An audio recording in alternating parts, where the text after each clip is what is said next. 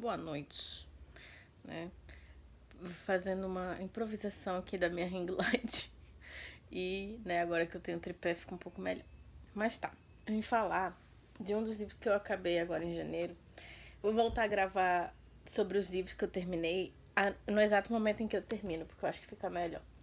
Apesar de que os vídeos saem muito grandes quando eu faço assim. Mas eu li Contato do Carl Sagan.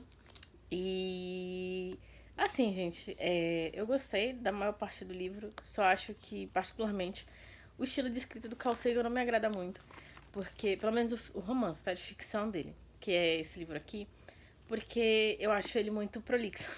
Eu acho que ele demora muito escrevendo coisas que, assim, eu acho que porque ele era professor e que, né, ele era astrônomo e tal, eu acho que ele queria essa sensação de deixar tudo muito bem explicado. E às vezes isso pega, sabe, no livro, porque, nossa, 3 páginas pra descrever um negócio. E assim, é muito descrever certos sentimentos da Ellie, né, que agora finalmente eu lembrei o nome da menina. Da Ellie Arroy, que é o sobrenome dela. E assim, eu fiquei um pouco coisada com o final, não vou mentir. Eu fiquei assim, né? O negócio, o drama, né, da linguagem alienígena foi a questão do livro todo e no final achei meio assim, caiu assim a energia assim do livro no final, com esse final também, né, que ele deu pra ela. Mas assim, de resto, mas tá, né, vamos à história. A Ellie, ela é essa criança que sempre gostou de matemática, ela sempre foi interessada em ciência e tal. E ela era uma criança muito curiosa. Sabe aquelas crianças que perguntam, mas por que isso? Né? Ah, o céu é azul. Por quê? Por que a cor do céu é azul? Ela era esse tipo de criança. E era uma criança meio chata, né? Considerada pelos outros, né? Porque esse tipo de pergunta pega num lugar que as pessoas não sabem responder, né? As pessoas reproduzem, mas não respondem, né? Porque quem é que vai explicar que o céu é azul por conta da densidade das partículas que não sei o que dão essa tonalidade, né? Que não é porque ele reflete a luz do oceano, tá, gente? A cor do oceano. Mas resumindo, pelo menos o meu professor de física me explicou assim, né? Que era por conta da densidade e tal, não sei o que.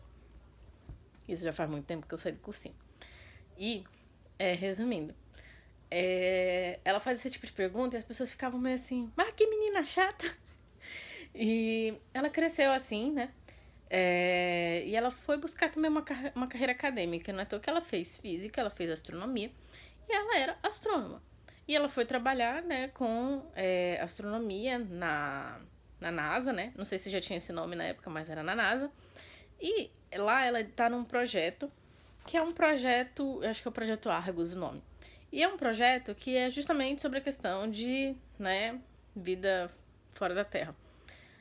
Só que é um projeto que todo mundo, assim, tipo, não tem necessidade de você continuar nesse projeto, você tá 10 anos nisso. Por que você vai tentar achar a vida fora da Terra? Ninguém nunca achou, por que tu acha que tu vai? E ela acha. Muitas pessoas queriam tombar o projeto dela, mas no final ela acaba encontrando alguma coisa. Ela encontra uma transmissão que está vindo da estrela de Vega, né? Era uma estrela que ela fica a um bom tempinho, né? Uma boa distância daqui da Terra. E estava transmitindo. Quando ela vai decodificar o que essa mensagem está dizendo, simplesmente... Ai, pera. Calma lá. Aquele negócio ali atrás, gente, é o meu vestido. Que amanhã eu vou para um casamento. Aí, resumindo, é isso, né? Aí, meu vestido ali. Mas tá. O que acontece? Aí ela recebe essa transmissão de Vega. Quando ela decodifica, é um vídeo, né? Aí é uma cena que se passa as primeiras gravações que fizeram das Olimpíadas. Só que era no lado da Alemanha, né, que tinha aí. Mas ela fica encucada com isso porque primeiro é uma mensagem decodificada que está sendo transmitida de outro lugar.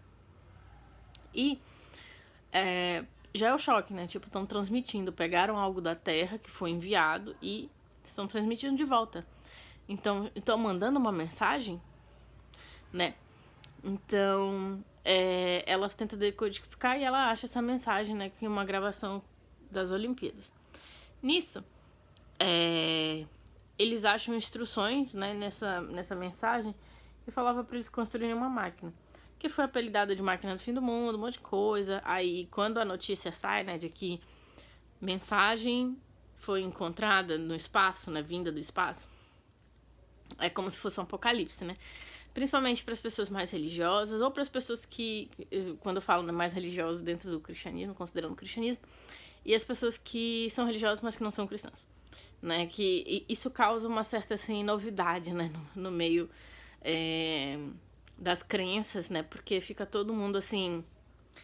Alguns, obviamente, vão falar, mas Deus nunca falou de outros povos. Por que, né, a gente tá achando que isso aqui é bom? Então, assim, muitas pessoas têm novas percepções da vida e tal. E, é claro, muitas pessoas fundamentalistas vão tentar combater a construção dessa máquina, vão falar um monte de coisa. E, no final, a máquina é construída. Nisso que a máquina... Mas isso passa anos, leva anos para eles conseguirem construir essa máquina e muito dinheiro. Ela leva trilhões de dólares para conseguir ser construída. Nisso... a Ellie é chamada, né, pra inaugurar a máquina, que ela vai participar da expedição, né, e essa máquina é ligada e tal, e é no último dia do ano, se eu não me engano, dia 30 de dezembro de 1999, e quando acontece quando eles ligam a máquina, né, a Ellie e os outros 4, né, integrantes da missão, eles conseguem meio que ver algo, né? Eles saem da Terra, né? Eles percebem que eles saíram da Terra e que eles foram para outro lugar. Só que quando eles voltam, parece que nada mudou, parece que eles nunca saíram, que só a máquina ligou, ficou rodando lá o negócio e que eles nunca saíram dali. Então fica aquele negócio assim de... O que aconteceu? Como todos eles estavam contando a mesma história, de que eles viram viram pessoas que eles já tinham passado pela vida deles, tipo, as próprias formas de vida, né, os veganos, como eles chamaram, eles falaram que, não, nós visitamos as memórias de vocês e nós tomamos a forma de pessoas que vocês poderiam reconhecer, né, pra não ficar muito esquisito, pra vocês virem aqui, verem as coisas, ouvirem o que a gente tem a falar e vocês, né, saírem daqui traumatizados. E... eles tiveram esse cuidado, né? Quando eles voltam falando a mesma coisa, né? Tipo, falando, eu vi que fulano tava com a neta, né? A neta que foi receber, o outro foi o ex-marido, o finado marido da outra colega que tava lá com ela.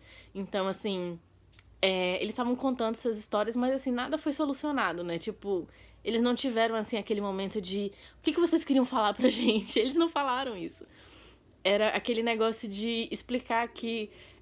basicamente o que eles puderam falar assim, pra eles foi o seguinte: olha, existe sim vida fora da Terra, não achem que vocês estão sós, né? Mas o que acontece? É um mistério também pra gente, né? Tipo, parece que a gente chegou quando um povo já tinha abandonado as suas casas. E é uma coisa que é muito comum em histórias de povos que desapareceram, né? Parece que alguns povos simplesmente abandonaram as casas, saíram e foram embora. E é uma coisa que se reproduz nesse espaço, né, da Ellie. Então, que ela meio que acabou vendo que fora da Terra não é tão diferente assim, né? Que os construtores construíram civilizações e deixaram, né? Não é à toa que o povo de Vega, os veganos, eles se chamam de zeladores. Porque eles estão meio que nos corredores, se aproveitando de uma estrutura já construída para eles irem entendendo também o que aconteceu, né? Por onde que essa rede, né, de civilizações, de construções dessas civilizações para, né? O que aconteceu, para onde que elas foram? Eles também não sabem. E o final do livro, né, porque essa é a parte que eu não mencionei antes, mas a Ellie, ela tem uns problemas interpessoais, assim, com a família dela. Ela tinha um pai de qual ela gostava muito, e esse pai era tudo pra ela. Ele era o maior, assim, apoiador da esquisitice da Ellie, né, vamos dizer assim, porque a mãe, ela era meio assim, nossa, essa menina gosta dessas coisas, ela não é muito, tipo assim, muito feminina. Ela achava a menina esquisita. Esse é o termo correto, assim, ela achava a filha esquisita. Só que esse pai defendia muito a Ellie, ele estimulava muito ela a continuar, né, sendo essa pessoa que ela era.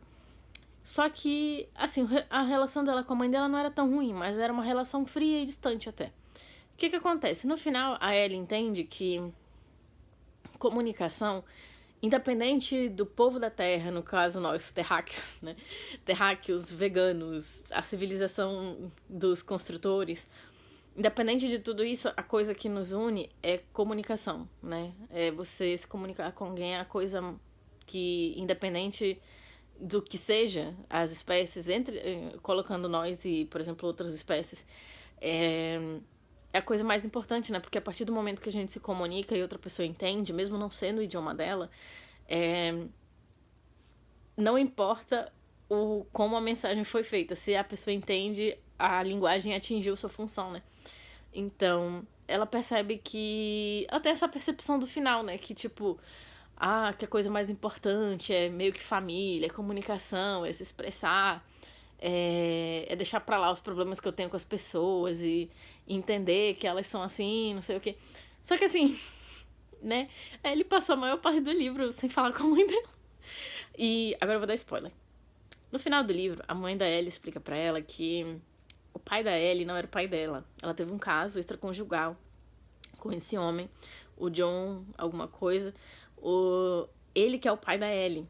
E quando o pai adotivo, vamos colocar assim, o pai de verdade da Ellie, morre, né? Porque ele morre quando ela tinha uns 13 anos, mais ou menos. Ela se casa de novo, só que ela se casa com esse homem, né? Que foi o caso extraconjugal dela. E ela fala pra ele, olha, seu pai sabia, ele sabia que você não é filha dele, ele aceitou, ele me perdoou e eu vivo bem com isso. Só que esse John, mesmo sendo o pai, biologicamente falando dela, ele era muito ruim, ele é muito escroto com ela. Só porque ele, tipo, tá morando na casa que era de outro homem, né? Que era a casa do pai da Ellie. Tipo, ele tratava ela super mal, ele era super duro, ele não estimulava ela em nada. Ele não queria saber de conversar com ela. Tipo assim, ela... eu gosto de ciência. Aí ele, tá bom. Você vai ler seus livros de ciência, mas você vai ler a Bíblia também. Aí eu fico assim... não sei o que. Aí a mãe dela falando... perdoa ele, porque...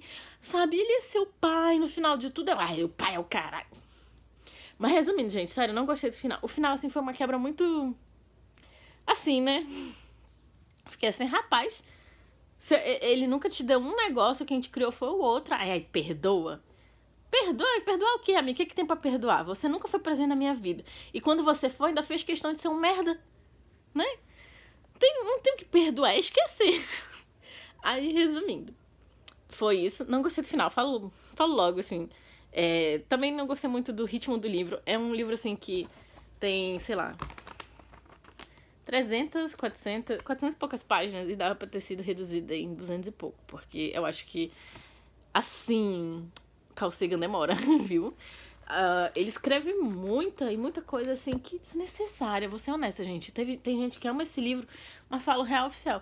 Dava muito pra ele ter cortado, assim, muita coisa desse livro. Eu acho ele muito descritivo, num ponto, assim, que passa do ponto, que dá pra aproveitar. Eu já começava assim, meu Deus, termina logo. Ele não sabe ser conciso, ele floreia muito, assim, o negócio, ele é muito descritivo.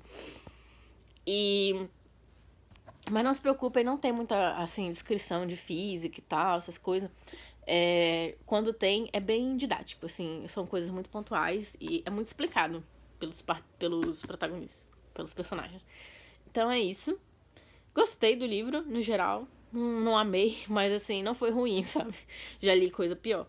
Então, assim, é isso. Desculpa aí os fãs de Carl Sagan, mas sobre o Carl Sagan, aliás, tem um dele que eu comprei, que é o Cosmos, né? Que eu queria ter visto a série, mas eu nunca terminei de assistir pelo YouTube mesmo, que eu sabia que tinha uns episódios dublados, né? Obviamente, mas, né, fazer o quê? Aí, eu vou deixar passar um tempinho, né? Aí eu vou ler o Cosmos, porque o Cosmos é um livro mais da área do Carl Sagan, né? É um livro mais astronomia e universo do que propriamente um romance, né? E é isso. Vou ficando por aqui.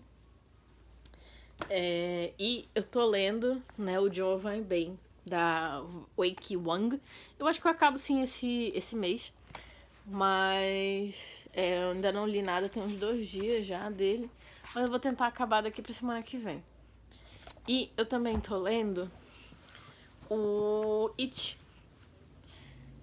Eu já tô chegando na metade, se não já passei. Eu tô bem aqui. Falta essas 2 partes aqui. Eu tô na 3. Falta 4 e a 5 pra eu acabar. E tô na parte 3. Tô na parte 3. Eu tô atrasada uma semana na minha meta, mas assim, e tinha um livro que eu pensei assim, eu vou começar em janeiro. Se eu terminar em fevereiro, pra mim tudo bem. E é isso. Mas eu tô mais perto de acabar do que, né? Do que já estive antes. Então é isso, gente. Vou ficando por aqui. Talvez esses sejam os únicos 2 livros, né, que vocês veem vídeo por aqui esse mês. Que, no caso, o Cosmo. O Contato e o John Vai Bem. Mas resumindo, é isso.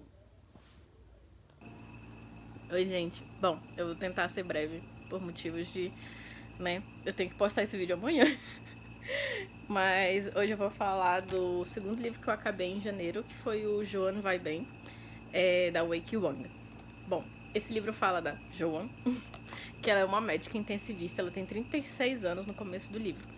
E ela acaba de perder o pai. Ela tá trabalhando e ligam pra ela, falam: Joan, seu pai acabou de falecer e, né, você precisa vir aqui pra China, né? Ela nasceu nos Estados Unidos, mas os pais dela são chineses, eles vieram trabalhar um tempo, depois voltaram pra China, né? Porque eles viram que na China era bem melhor essa questão de suporte, família e tal, porque tava todo mundo lá.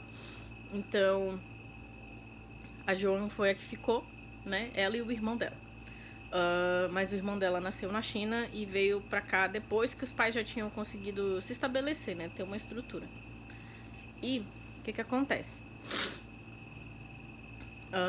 A Joan, ela é intensivista e ela é viciada em trabalho. Ela não tem vida pessoal, assim... E eu falo vida pessoal mesmo, né? Vida social, é vida pessoal. Porque ela não gosta nem de ficar em casa muito tempo. Ela sente que realmente ela é útil no trabalho. Que é o trabalho dela, assim, que é a coisa, assim, que ela gosta de fazer, de estar desempenhando, né? À toa que o regime de trabalho dela, ela trabalha 2 semanas, né? Direto, vamos dizer assim, e folga 2. Nas 2 ela tá se coçando pra voltar. Assim, eu não vou dizer que eu admiro, na verdade eu acho problemático essa questão de ser workaholic. Eu não sei se eu conseguiria ser, gente. Eu acho que nem se eu tivesse muito endividada. Mas assim, nunca diga nunca, né, Camila? Mas assim, sei lá, eu acho muito esquisito. Eu não gosto não, gente. Eu gosto tanto da minha casa, do conforto, que a ideia de passar 1 minuto a mais fazendo, trabalhando, eu fico assim, rapaz, eu quero a minha casa. Mas onde já se viu. Mas tá. A Joan, ela é essa intensivista, né? E ela descobre agora que o pai dela veio a falecer. Ele teve um AVC, eu acho. E o que acontece?